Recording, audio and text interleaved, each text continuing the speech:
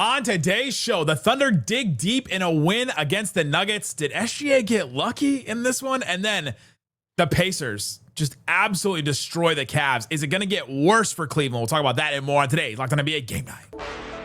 When that final buzzer rings, you know it's time for Locked On NBA Game Night. All the post-game reactions to every game across the league, every single night, with insights only the hosts at Locked On can provide. It's the true NBA fans' one stop for all the action. Every game, every night. It's Locked On NBA Game Night. Tipping off now.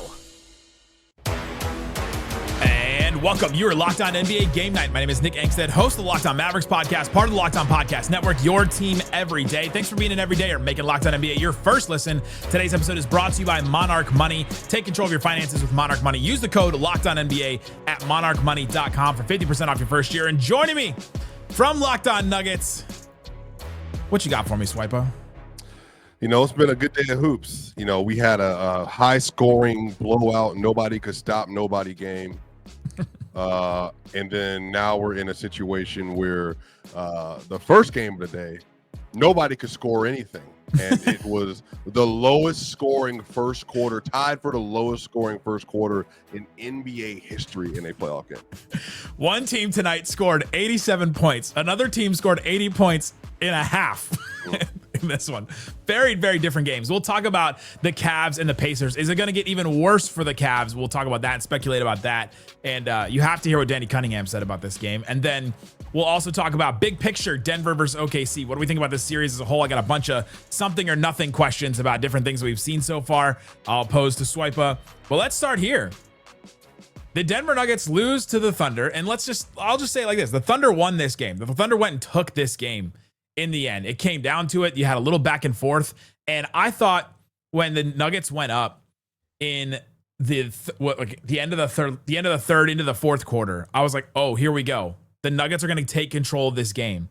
And I thought they were taking control of it. It was like an 8-point game with 11-20 in the fourth quarter. And then all of a sudden, I thought the Thunder really, really dug deep in this one and came out with a win in a game that was just 36 hours after the last time that they played an overtime game. I know the Thunder are the youngest team in the NBA. Maybe it's just the young legs, but I was impressed by the win from the Thunder tonight. Look, when they got down 6 after the third quarter, they were up to start the game. They had a 15-point lead in the first half. And at that point, the Nuggets couldn't score. OKC seemed to have more of a run in them. And when the third quarter happened, OKC scored 21 points in that score. I think the Nuggets scored 36 in that quarter alone. They tied what they scored in the first half, I believe, in the third quarter. But OKC, the reason why they're what they are is because when they don't have it going with their starters, which they haven't for a lot of this series, Cason Wallace, Alex Caruso, and then on top of that, you're getting extra shooting from Wiggins and from Isaiah Joe. They came into the game and they became absolute zone busters. And I mean that literally. Because what happened is the Denver Nuggets were, throughout the majority of the game, were playing a 2-3 zone in order to try to stop the penetration from SGA, and it's worked. SGA has had 2 underwhelming games in back-to-back games versus the Denver Nuggets, in part because the Nuggets are front-loading their defense and making sure there are no driving lanes, and they're contesting SGA as a jump shooter on any over-the-shot opportunity that he has in front of him. But off the bench, Nick, you want to talk about just absolute must-have-it plays. 3 of 3 from 3 for Cason Wallace. Aaron Wiggins, 3 of 6 from 3. And Alex Caruso, 2 of 5 from 3. And those 3 players are the difference between OKC being down 3-1 and the series going back to Oklahoma tied 2-2. Let's talk about the Thunder side. Let's hear from our guy Rylan Stiles of Locked On Thunder. Oklahoma City Thunder get a big Game 4 win to tie up this series. It did not look pretty. It did not go smooth for OKC. Both teams shot 24% from the three-point line, but it was the Thunder who finally out-executed Denver down the stretch of this game. It was costly missed free throws by Jokic, costly missed free throws by Aaron Gordon that really hurt Denver down the stretch of this game, and the Thunder found the crevices in the Denver zone to come out with this win. SGA had a bounce-back game, but still not one to his standards, to his liking. Nikola Jokic also struggled in this game. and it was the Thunder's role players and their depth that they were able to lean on this quick turnaround with tired legs on the other side. It was Aaron Wiggins, it was Cason Wallace, it was Alex Caruso, who had big shots in the fourth quarter, big-time threes. For a young team that has not proven to be able to do that for a sustainable stretch, they did it tonight for the first time on the road and did it in the course of the fourth quarter to get this clutch time win for OKC. And now they go back to OKC Game 5 in the Paycom Center with the best-of-3 series. First of 2 wins it. OKC should have 2 home games to get it done. Let's see what they can do coming up on Locked On Thunder. Is this a recipe that the Thunder can use again? I mean, yeah, that's the advantage OKC has. The Nuggets, really, maybe something for some people might be surprising.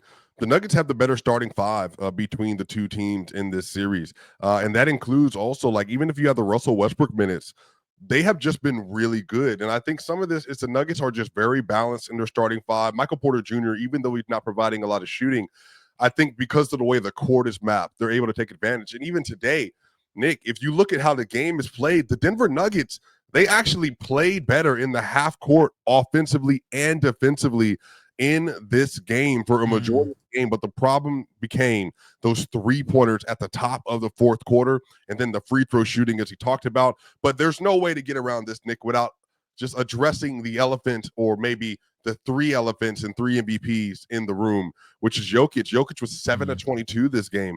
And this is his 3rd straight bad shooting game versus OKC. And dare I say, Nick, if Jokic plays up to standard, up to snuff for him, they probably come out with a W in this game. OKC is making it as difficult as possible in order for him to operate as a playmaker and scorer. This is arguably his most inefficient and worst playmaking series of his career, which says a lot about the fact that the Nuggets are still in this 2-2. But he is going to have to be better in Game 5. Yeah, this was going to be one of my something or nothings. In Game 1, 15 of 29, 52%. Then he went 37%, 32%, and then tonight 25% on 7 of 22 from the field. Just not shooting the way that he has all season. He was like incredibly efficient all season. We saw it all year. Is this more about just Jokic in a funk, too concerned about the refs, or are the Thunder doing something? Because the Thunder are playing Chet and Isaiah Hartenstein together a lot, and I think that size is at least affecting him a little. Yes, I think OKC can get away with playing the Nuggets like that in the starting lineup in particular, because they're just basically loading up and saying, especially for Christian Brown, we don't believe that he's going to beat us a lot. And on top of this, Michael Porter Jr., again, because of the AC joint sprain in his left shoulder, he's not able to hit the shots that we normally are expecting from him this season. But the thing is Jokic is 2 things. It's the defense. You got to give them credit. They're playing aggressive on every possession. They're being uber aggressive in the paint. Whenever Jokic tries to set a screen, they're trying to push him off the spot, or they're trying to get around the screen as aggressive as possible. They deserve the credit for that. But also Jokic, I think he's thinking too much in his head. In Game 1, Nick, 42 points, 22 rebounds, and 6 assists, and he's hitting all of his over-the-top jumpers. But since that point, his jump shooting has been putrid, and that's really costed the Nuggets in this game in particular. Now, Jamal Murray was 5 of 15 as well. You don't want to just say it was just Jokic, because that would be unfair to him. But I think for a player of that stature, he has to be able to deliver in moments like this, especially in playoff games, despite the kind of coverages he is seeing. Ryland talked about the missed chances at the end of the game. With 3:15 left, Jokic 0 of 2 from the free throw line off of that challenge play. Gordon missed a free throw a little later. Christian Brown missed a corner 3 with 2 minutes left. Then Jamal Murray drove and kicked to Michael Porter Jr. He missed a jumper. Then 22 seconds left, Murray had the airball 3 off of that Jokic screen at the top of the key. That one was a tough. that was a tough one to watch. Did the Nuggets just run out of legs at the end of this? Because even all the stuff you just said about Jokic, they still had a chance in this game at the end. It wasn't like a blowout like the next game we'll talk about. Yeah, I mean, it could have been some of that, but I think they are more reliant on their starters because really it's a big 6 with Denver and a big 7. They are playing Russell Westbrook and Peyton Watson off the bench. They don't have a reliable 8th man. And honestly, that might just end up being the difference between getting out of this series. Because really, honestly, Nick, they should have been up 3-1 today. OKC deserves credit for coming back, but they had a lead at the top of this quarter. And if they would have been able to close the door, then things could have turned out a little bit differently for Denver. But the depth, that is the thing that could end up winning OKC this series. And I think this is the most difficult matchup OKC will more than likely see throughout the NBA playoffs. Ooh. They'll skate through the rest of it? No, it's not a skate. I just think that Jokic, Murray, that two-man game, plus Porter, Gordon, Brown, Russ, Watson, that puts so much pressure on them on the inside because of the size and physicality, but also the Nuggets have a lot of shot making. At least they usually have a lot of shot making. So when you're able to play as physical as the Nuggets do on one end, and defensively, they've been really good in this series. Again, they're holding SGA to well below his regular season standard. So some of this is just, I don't think OKC is going to be quite tested like this, but that's more so because of the matchups, if anything else. Coming up, something or nothing. Jamal Murray, Michael Porter Jr.'s shoulder, Jokic on the refs, all kinds of stuff about Nuggets and this whole series. We'll talk about that and more coming up. Locked On NBA Game Night. Today's episode of Locked On NBA Game Night is brought to you by DoorDash. If you are like me, you're just chilling watching these playoff games because they have been awesome. Even the Pacers one, there's like some fun stuff. There's stuff back and forth between these two, and you just don't want to move. You don't want to get up and have to go make a meal, or you don't have to go get groceries or all kinds of stuff like that. And you can take advantage of that of DoorDash while you're watching the 2025 NBA playoffs. And there's a deal called They Swoosh, You Score. Anytime a player drops 50 or more points in a playoff game, Dash Pass members score a free 3-piece crispy tenders combo from Wingstop the very next day. Just place an order of $20 or more. Use the code Wingstop50. That's Wingstop and then the number 50 at checkout. And that combo is yours. Crispy, delicious, totally free. Offer valid noon to midnight the day after the game. Terms apply. Check it out. And sign up for Dash Pass. Sign up for Dash Pass to get all the other rewards you get with it. Sign up for it to unlock this offer, and you get, if somebody scores 50 points in a playoff game, Dash Pass members can grab a free 3-piece crispy tenders combo. That's free chicken, just sent straight to you with a $20 order. Use the code Wingstop50. That's Dash Pass. Your door to more savings, more flavor, and more ways to win. Terms apply. Thanks for hanging out with us on Locked On NBA Game Night. We've got a daily show that covers your favorite team. Locked On Nuggets, Swipa, Matt Moore, Ryan Blackburn. I'm sure they'll have lots of things to say about this game. Locked On Mavs. I guess we have some things to say still. There's not much left to say. We're still talking every day, and then all kinds of other shows. Go check out Locked On Thunder, Ryland Styles, and all that. All right, Swipa. I got a couple of something or nothing questions for you about this game, this series, and all that. I think I know the answer to this one for you. Who has more pressure going into Game 5? Which team? Oh, I think Denver. I think Denver, you just want to be able to get back on top in the series, especially given you feel like you let this one go. The last time you were in OKC, they beat you by 43 points, and they scored 87 points in the first half. So you just don't want to go through that again. But also, the pressure's on. Again, I want to keep just nailing this home. It's on 15. You're the one that went into the series as the best player in the world for a lot of people, not for everyone. And I think in this, people expect you to respond. And so I think the pressure's on Denver because you need to get this win. You don't want to be facing elimination in Denver. What you want to do is get a win in OKC, bring it back to Denver. Now OKC, they're not just reliving, oh, man, 3-2, are we going to lose this series? But, Nick, they're like, oh, man, we were in this situation just last season versus the Dallas Mavericks where we went back 3-2, and the Dallas Mavericks and Luka Doncic, he used to play for the Mavericks, put them away and then went on to the Western Conference Finals. So you definitely want to get that win for Denver. Those were good days. Those were good days. I was flying around, going to playoff games. The future was bright. Things were different. If that hadn't happened, we may have flying cars by now in the future. I think the pressure is on Denver for sure, because the longer this goes, I mean, the legs, I think, is going to be such an issue. You have the younger team, obviously, with the Thunder, and then you have this, like you said, you said it's a big 6, big 7, but Westbrook played 26 minutes in this game. Peyton Watson only played 8. Yeah. You're playing your starters so many minutes because they have to. That's just the way that this team is built. And so, yeah, the longer it goes, that's just gonna be so tough. And it feels like the Thunder are winning some of these. Like Jalen Williams only had 10 points in this game. Mm-hmm. He shot 2 of 13. He didn't have a really great game offensively either. SGA, Ryland called it a bounce back game. I don't know that I would call it a bounce back game. 25 points on 8 of 19 from the field. I feel pretty confident to say that he did make some basket, but overwhelmingly, I think the reason why they won the game, even though it's obviously they're building the defense to stop SGA, so you always want to credit that first.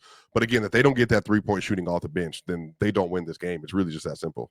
He had a good drive with 2:23 left to put it up 7. And then he tried the thing that he always does. Rylan talks about this on Locked On Thunder. He always goes for the dagger. He went for the dagger 3 with 134, missed that one. Then he went for, he dribbled it off his leg with a minute 13. Then he had another jumper missed with 30 seconds. Like, that's why I started it. Like, did SGA get lucky in this one? Because they lose that game. We're really honing in on some of those decisions he made late. Yeah. Something or nothing for the Nuggets. They're taking and making less shots at the rim or short mid-range shots each game. Game 1, 25 of 49. Game 2, 24 of 29. Game 3, 18 of 34. And then this game, 10 of 25. David Adelman, the coach, brought this up after the game. So we will not win games if you're only going 10 of 25 near the rim. Yeah, no, that's something. OKC is making it their business to turn the Nuggets into a long 2 or 3 ball team, and it's working in some sense. The issue is that the Nuggets on the other end, they're also keeping OKC from operating in the way that they normally would, and they're making OKC's non-shooters or shooters but non-shooters Lou Dort, i.e. making them be the exit valve for the OKC offense. But it's something. 10 of 25 is not good, but if you see the way they're playing it, Jokic is having an extremely difficult time getting any clean looks within 6 feet of the rim from that short roll area he likes to shoot his floaters from. And even when he's got a one-on-one opportunity with a mismatch, quote unquote, or one-on-one defense versus Ihart or Chet, there's still so many OKC players that are swarming around him at all times. But I think Jokic, again, that comes back to him. You have to finish those possessions. And I think he's overthinking a lot of what he's seeing because of the amount of pressure they're putting on him constantly. You just see it in like their shell defense when it's Jokic posting up and you see the other 4 Thunder just like turn completely around. Right. And then they start inching towards him, and then they just completely close those gaps. He just doesn't have a lot of room to operate at all. Because they're not super worried about Denver shooting, I guess. Like, should they be worried about Porter Jr.? He spaces a little. Gordon, only when the game's on the line should they be worried about Aaron Gordon in threes. Yeah, I think it's just the risk reward. Like, the worst thing we can do is give up what the Nuggets thrive at, which is dunks and layups. And the best thing we can do is say they have iffy spacing because their shooters aren't always reliable, and Porter has a hurt shoulder. So I think they just play the odds, and it's working out. But like I said, Nick, if Jokic hits his over-the-top shots, which is his jumper, he was a top 3 volume jump shooter in the NBA this year. And now he's fell off the face of the earth the last 3 games. That's what has to change, because that's what playoff basketball is, Nick. Westbrook also, how many wide open threes did they chuck over to him, and he just threw up? He made 2 of them, but still. Something or nothing. We mentioned Jamal Murray earlier. Jamal Murray, Denver is 2-0 in the series, and Jamal Murray scores 21 or 27 points. They're 0-2 when he scores 14 or 17 points. Something or nothing. Oh, yeah, it's definitely something. You need scoring. You need secondary over-the-top scoring. And especially given how OKC is playing Jokic, like, they're going under, by the way. I don't know if you paid attention to this, Jamal Murray screens. Yes. Because they're just like, we're not giving up the short roll by any means necessary. And so Jamal Murray has to be able to kill that. Now, he did start to in the third quarter, but this is where you need Jamal to be Jamal, because if they're going to overload their defense on the inside of the paint, well, hey, Jamal, that's where you navigate. That's where you hit those shots off ball. But look, I think, again, expect a better game from Jamal. Game 5, I think, is going to be an absolute dogfight. Nick, dare I say, do you think these 2 teams are, for the most part, pretty evenly matched? Man, they shouldn't be. One's a 68 win team, but the thing is, when you have a guy like Jokic that can solve so many problems on the other end, all of a sudden, and then the Thunder, who just don't have that other offensive guy to go to, where you're like, all right, let's take the pressure off of SGA and give it to Jalen Williams, let him operate a little bit, let him break down the defense. It just doesn't work the same way. He just hasn't developed to that point. Chet hasn't developed to that point. The guys they added haven't necessarily been that, and they have so many great defenders, which is why they're such an elite defensive team. But when all of a sudden the defense on Denver's side is a little bit broken down, but the offense on OKC's side is a little bit broken down, OKC's not getting the transition buckets that they've been used to in the regular season, and so it just changes for them. And so they're evenly matched. They're 2-2. I mean, like, and Jokic hasn't really played well, so they are like so far. The thing is, it's the same as last year. The Mavs shouldn't have been evenly matched with the Thunder last year either. The Thunder were like, a 57-win team, and the Mavs were. Whoa. Well, to be fair, you were after the trades. Like, I think after the trades, they were much better. Sure. Yeah, much better team. Like, you weren't. Before that, no, but after that, I think you clearly you were a very well suited team in the. There's just no way to evaluate a Mavericks full season with Luka because every single season had 3 different parts in it. True. Which part do I take from this? But yeah, after the trades, they were definitely more evenly matched for sure. But it goes back to you have that offensive engine that could just break things, and all of a sudden, it changes a lot for you. I did note that they were going under the Murray screens or the Jokic screens for Murray because when they went up 6 in the third quarter, when they took their first lead, Jamal Murray hits that 3. Dort went under. Jalen Williams was in drop, and that's when Jamal Murray did the shrug to the camera, they had the shimmy shrug to the camera, and he was all excited. And then, man, they could not hold on to that lead. Something or nothing. Jokic is too focused on the refs.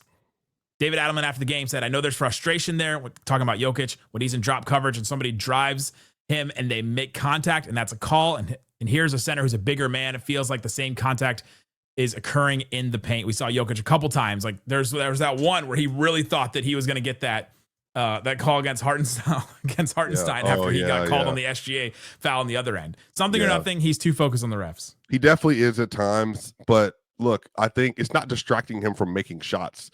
I think, it could be because he could be anticipating the contact or the pressure. And so, but again, even that, when he's open, he's not making his open jumpers as well. So I do think he sometimes is overly focused on it, Nick. But I mean, honestly, it's kind of hard to argue with him. I think he's getting hit every possession because OKC, they foul more than anybody, but they do it on purpose. We're setting the tone from the moment the game starts, and it works to their favor. And right now, it's working to their favor. That I think it's disrupted something in Jokic ever since the first game. Coming up, the Pacers dominated the Cavs, and the Cavs had all their guys. What happened? We'll tell you coming up. Today's Locked On NBA Game Night. Today's episode of Locked On NBA Game Night is brought to you by Monarch Money. Ever check your bank account and wonder, where did all my money go? You're just sending off for all these different things. There's subscriptions flying out all over the place. You're picking up dinner here and there, and you're paying for this stuff. And there's something about Apple Pay where it's just so easy. It's not physical cash leaving your hands anymore. If you want to keep track of everything and not just figure out where all your money is going, but also start building wealth, take advantage of Monarch Money. It isn't just a budgeting app. It's a complete financial command center. I've been using it. I love that it shows all my transactions from all different accounts. I don't have to check one card, a debit card, a credit card, another thing, all that kind of stuff. It's all in one place. And check out Monarch Money so you stop managing your money and start building wealth. Take control of your finances with Monarch Money. Use this code, Locked On NBA, all one word, at monarchmoney.com. You get 50%, half off your first year. That's monarchmoney.com. Code Locked On NBA for half off your first year at monarchmoney.com. Also, check out Hunger Root. Everybody in my house, which is me and my dog, has something going on. We're very busy, all kinds of stuff. It's a busy season for a lot of people. If you find yourself running around all the time and you're like, man, we're eating out way too much. You don't have time to go to the grocery store, plan meals, figure out what you want to do. And then there's all these TikToks and Instagrams of you got to hit your protein goals. What about your fiber goals? You got to do all kinds of stuff like that. Hunger Root can help you do that. They can help you with high quality, nutritious food. They can you stick to your gut-friendly, high-protein diet without spending hours planning. They do that for you. Take advantage of this exclusive deal. Get 40% off your first box plus a free item in every box for life. Go to hungryroot.com/LockedOnNBA. That code, again, LockedOnNBA. You get these meals together in 15 minutes or less, giving you time for all kinds of different stuff to help you plan as well. Check it out, hungryroot.com/LockedOnNBA. Code LockedOnNBA and get 40% off and a lifetime item for free.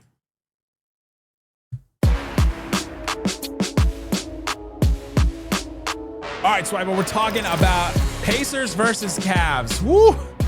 It was done quickly. It was done so quickly in this game that the Pacers got out to a 22-10 lead, and I kind of felt like it was done then. You couldn't figure out how the Cavs were going to get back in this game. They didn't look good at all, and then it just opened up going into that second quarter, and then the third quarter, they went up by 44, just absolutely dominating from the Pacers. So dominating, in fact, that our friend Tony East sent us his post-game video in the third quarter. Tony East here from Locked On Pacers. It is currently 103-68. It's the third quarter of Pacers Cavs. Yeah, that's not a typo at all. The Pacers are up 41 at halftime. Big cheers right now from the crowd as some starters sound like they're exiting the game. A butt kicking for the Pacers, who had several players make more two-point shots in the first half than the entire Cavs team who were hot from three, making 12 threes in the first half of this game. Donovan Mitchell leaves at halftime because he's hurt, and that was not even the story of the game because the Pacers just completely smoked the Cavs. An unbelievable game. Their offense was perfect. They solved all the problems they had. In Game 3, their defense was awesome. They kept the Cavs from scoring inside the arc. The Cavs couldn't buy a three, and they just boat raced them. A Pacers team that was the 4 seed once again shows that their pace and their offense can get them big wins as they destroy the Cleveland Cavaliers in Game 4. We'll have much more on Locked On Pacers when this one ends. Tony sounded out of breath. Do you think Tony got some run in this game? Yeah, it sounded like he had to run by all the high fives back on the way to go put the video up. Everybody, he was screaming recklessly as he was doing it. Oh, there's something very satisfying about the Pacers having pace, and like that's the thing that they lean into. There's just something about the name and that, man, they just came out and they just like Tony said, they just boat raced them. It was a dominating performance, but it was also dominating on the defensive end too. The Cavs at halftime had 3 assists. They just forced them into this. You've got to score isolation, and Donovan Mitchell's the only guy that can do that. He's been dealing with some injuries. He may be out for the rest of this series after a really bad looking non-contact ankle issue. They're calling it an ankle injury. It looked worse to me at halftime. Just at warm-ups, he went back to the locker room. But man, it was the score at halftime. Pacers 80, Cavs 39. The assist totals at halftime. Pacers 25 assists at halftime, and the Cavs only had 3. It's a drubbing. Yeah, look, first off, definitely I want to make sure Cleveland Cavaliers fans hear this. They're dealing with injuries. They've been dealing with injuries. Garland, Mobley, Hunter, all been dealing with injuries during this series. That's the first thing. But I will say the Pacers have been very, very good for basically the entirety of 2025. If you've been on here and you've listened to me talk about the Pacers, I said I think they're the clear third best team in the East. I think that they play good two-way basketball. I know that's like for a lot of people, like they're not a good defensive team. They can be, especially with Nembhard, and Nesmith, and on top of that, Miles Turner and Pascal Siakam. They just have players that can get to it. And Miles Turner having a career season. Tyrese Haliburton, Nick, really good player. The Pacers are just loaded. And we had a conversation, Nick, going into the series, me and Danny. I think the Pacers 1 through 9 rivals the Cleveland Cavaliers 1 through 9. And Cleveland obviously is a really good team. They just have so much to them. And obviously the Cavaliers got hit with a wave of shooting variance today. Like even when like Miles Turner step back dribble, splash, pull up, splash. End of that second quarter. And then Aaron Nesmith, splash, fade away. They made their last 8 shots. So again, I get it. Like you're not going to run into that every game. But Nick, I don't care how good Cleveland is. 3-1, I think it's over. Cleveland, they finished 40% from 3. Also took 40 free throws. It is wild looking at some of these stats, and I guess they got it within 20 or whatever at the end. Right. Man, it is funny looking at some of these stats and just thinking how much of a blowout this game was. Donovan Mitchell, that injury is awful, and if he doesn't come back, then it's obviously over. But even if he does come back, he's going to be hobbled in some way. Darius Garland's already hobbled. I was surprised they didn't pull him earlier. He was like playing deep into the third quarter. Danny Cunningham at like 4 minutes into the second half. This is like the 8-minute mark of the third quarter. He tweeted, Kenny Atkinson should pull all the Cavs starters. Garland and Mobley are still playing through stuff. The series comes back. If it's going to happen, these two need to be great. And why are they playing them heavy minutes in a game like this? And it's just wild to see them still playing like that. Obviously, if you're an NBA player, you're like, all right, I'm gonna still play this playoff game if I can, no matter what, even if it was completely out of reach. Wild. Danny's word, by the way, he was gonna send a video and he just said, just say quote, that was bad and historic no show. That's what he said. That's what he contributed. Do you feel like it was what could they have done differently in the first half to avoid what happened? You had to start different. It was a 9-0 run right at the beginning and the Pacers just set the tone, and the Cavs got in their head and were like, oh, here we go. We're going to have to deal with this, and we're going to have to deal with our threes not going down. And I think that they've lost some of the Cavs. the Cavs offense all year was about this movement, right? We talk about the Cavalier cut, or what did they call it? I can't remember. There's like there's all this different movement, and now you have Mobley's dealing with this ankle injury. He's limited. Darius Garland, they're talking about this thing that they put in his shoe so that he can't move his toe. Feels like that would be a problem if you're an NBA guard trying to be shifty and get past guys. Now Donovan Mitchell with this ankle thing too. Like we mentioned these injuries, and then I think also the Mathurin DeAndre Hunter thing that went in the Pacers' favor completely too. Even though Mathurin got ejected, I feel like that gave the Pacers a little more life. Right after that, they came out of that whole. I don't think Mathurin threw a punch. I think he hit him with his hand, but whatever. They decided it was a punch. Anyway, yeah, it definitely got elevated. Whatever it was, it elevated to something else right after that. And I think it was because there's a history between these two players throughout this series for sure. But Mathurin gets a flagrant 2. Hunter got a tech. Miles Turner got a tech, and Hunter misses the first free throw, which gets the crowd all going crazy. And then after that, the Pacers hit a couple of shots in a row. The Cavs missed a couple shots in a row. You feeling the momentum again, and all of a sudden it was just a tidal wave. And the Pacers, they front ran so hard in this game. Yeah. They just kept pouring it on. Yeah, they're one of the worst front running teams in the league. But this is not I don't mean bad thing either. If they get a window on you and they feel like you're starting to slip, oh yeah, it's wraps. Like we're busting that window open, and then it's literally gonna be a Hail Mary for the rest of the game. The Cavs, that was the Cavs thing all year too. The Cavalanche. How many times on this show on Mondays when me and Camille had the Cavs games, we're like, oh, another Cavalanche, here we go. They did it again, and now they're getting Cavalanched on. Do you think the series is over? Oh, yeah, it's 3-1. I'll tell you one person who doesn't think the series is over.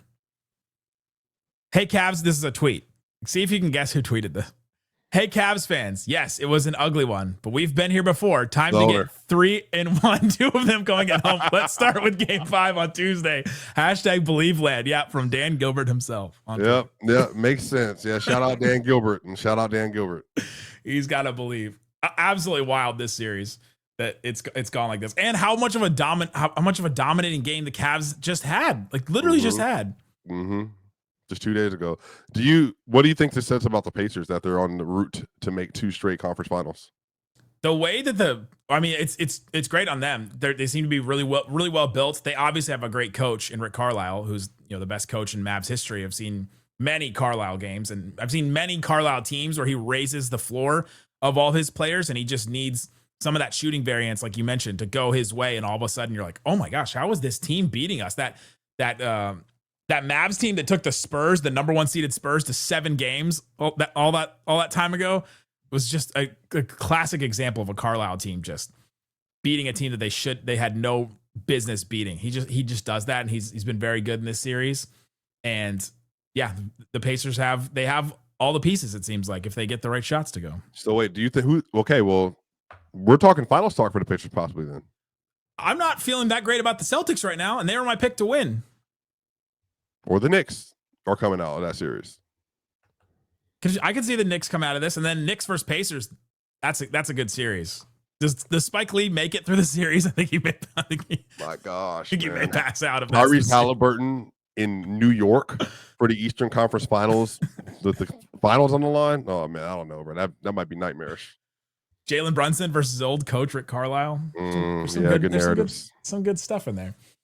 Go check out all the great shows. Obviously, Locked On Cavs with Danny Cunningham, Locked On Pacers with Tony East, who you heard, Locked On Nuggets with Swipa, Matt, and Ryan. Talk about, Locked On Thunder with Ryland Styles, and I guess you can check out Locked On Mavs if you want to. Go check out all those great shows. Great stuff happening all the time. We also have a live draft lottery reaction show later today on this very channel if you're listening on Locked On NBA. Thanks so much for listening to Locked On NBA.